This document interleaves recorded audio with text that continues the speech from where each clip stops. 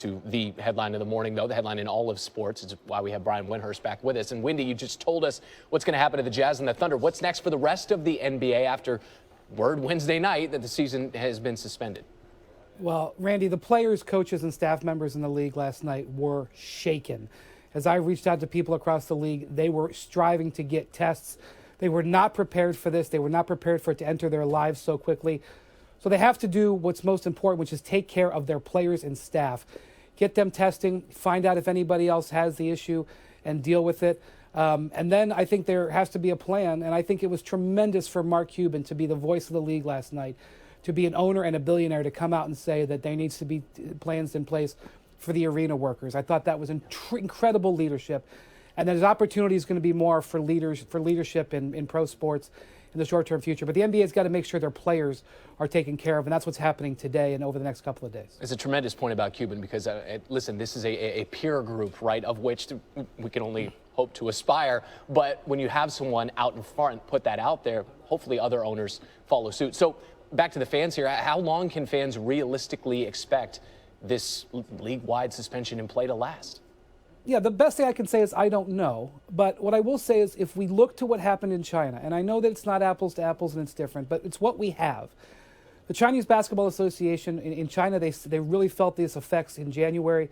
The CBA shut down in the third week of January, and they are now beginning the process after successful efforts, by the way, through quarantine to stem the disease spread in that country.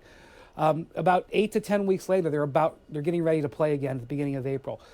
I can't say that's what's going to happen in the NBA. All I can say is that's what happened in China, and it's the one guideline that we have to go forward. What I will say is this. The NBA has asked teams to check and report back their arena availability until August 1st. So they are preparing for the possibility of just pushing back the playoffs, pushing back the finals into July and possibly even later. I do think that they want to have a season, but obviously we've got to focus on everyone's health in the short term. Okay, I don't know about you. That is the first time I'm hearing that they have asked arenas to look at availability here until August 1st, possibly bringing into notion here that this is a true suspension as opposed to a suspension. Yes, Randy, and they've also Yeah. They haven't been sitting totally on their hands. They have also looked at relocating and rescheduling the draft combine, the draft. All scouts have been pulled off the road. We're going to see just a pause right here. It's really going to be in all of America. But since we're talking about sports on this network, there's going to be a pause in sports. Doesn't mean it's over. It's just pause. All right, so much of the league year contingent upon this. It's Brian Windhorst with the very latest for us on SportsCenter AM. And we say this and we get annoyed when we do it just in conversation. If the season ended today. But there is a legitimate pause happening at this moment. So if it were the case, 15 of the 16 playoff spots right now are essentially locked up, right? 15 squads, according to our Basketball Power Index, have at least a 99.9% chance of making the postseason. The only playoff spot really up for grabs is that last spot in the West, where the Grizzlies lead the Trailblazers, the Pelicans, and the Kings by. And I'm Stephen A. Smith. I'm here with yours truly, Brian Windhorst. He's sitting right next to me. Lots of stuff to get into. The league was on the phone all day today, talking to its owners, Commissioner Adam Silver, and of course, the 30 owners or so. What can you tell us about what transpired today? Yeah, there's really kind of two things going on right now, Stephen A. One is they've got to have immediate planning for how they're going to handle the next few days, because obviously we're seeing all of these fans taken out of arenas.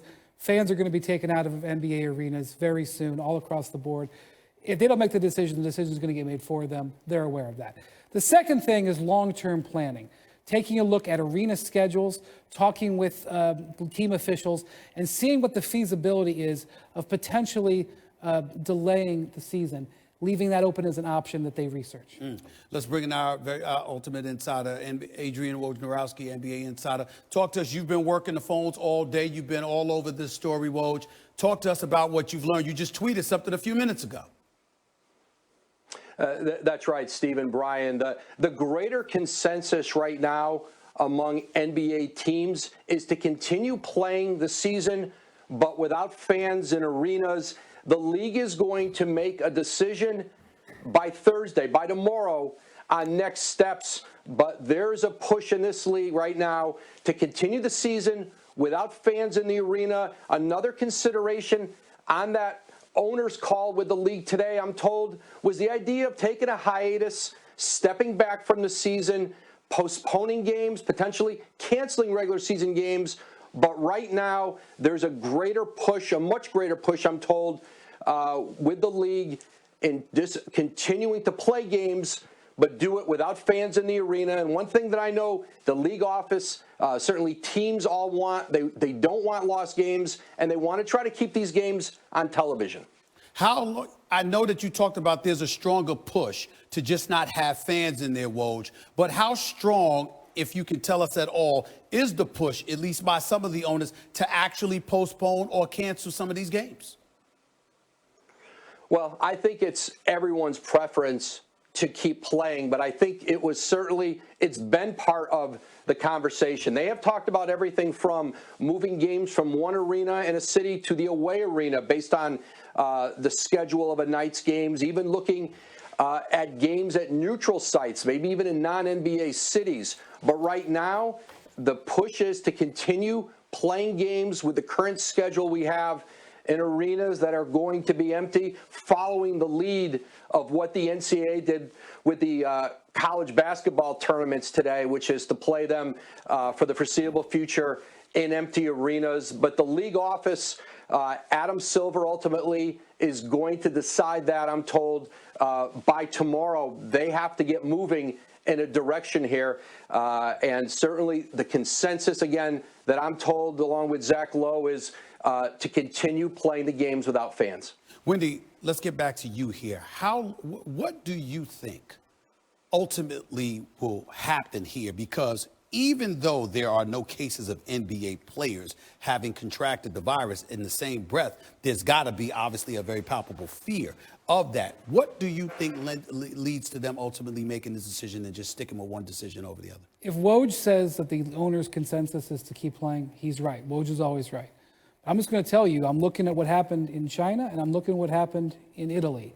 And in both those cases, they tried to continue those leagues, especially in Italy, without fans in the soccer league, and it just did not work. Mm-hmm. And now today we have a reported case of a Juventus player, one of the most powerful, biggest teams in Italy, coming down with the coronavirus.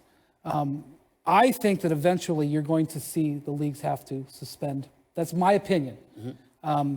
They're gonna have to suspend play from a just player health standpoint and from a financial standpoint, because one of the things that's going to happen here, that every game you play without fans, it's millions and millions of dollars.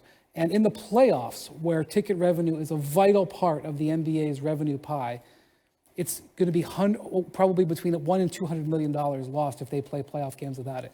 And not that revenue would lead here, right, but it's going to be a factor.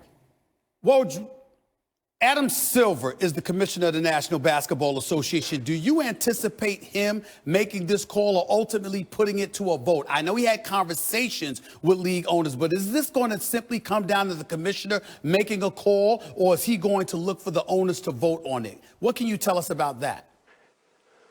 I think Stephen, somewhere in between that with Adam Silver. I don't know that there's a specific vote here, but part of what he wanted to do today was to hear his owners out in a group setting. There's been a lot of one-off conversation, certainly recently, but in the end, this is the commissioner's decision, and he's got to make it in partnership, not just with the other owners. They met with the Players Association today, and in that meeting, they told the Players Association their goal was to try to keep, again, playing the games without fans, not having to cancel games. And then, of course, television, arenas, Brian mentioned that, all the other factors. There's a lot of constituents here when you're making this decision, but this is ultimately at the feet of the commissioner.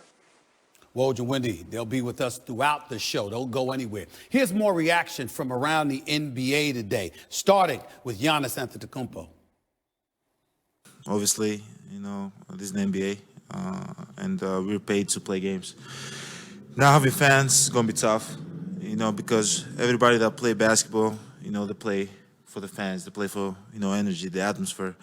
But at the end of the day, we got to think about, our health and safety, not just the players, the fans. Because at the end of the day, professional basketball players, so we got to play in an empty arena. It wouldn't be fun, but, it'd be competitive. You see people dying, more and more people are, getting affected by the virus. So, that's real for me. You know, people are losing their lives, so that's when it became real for me.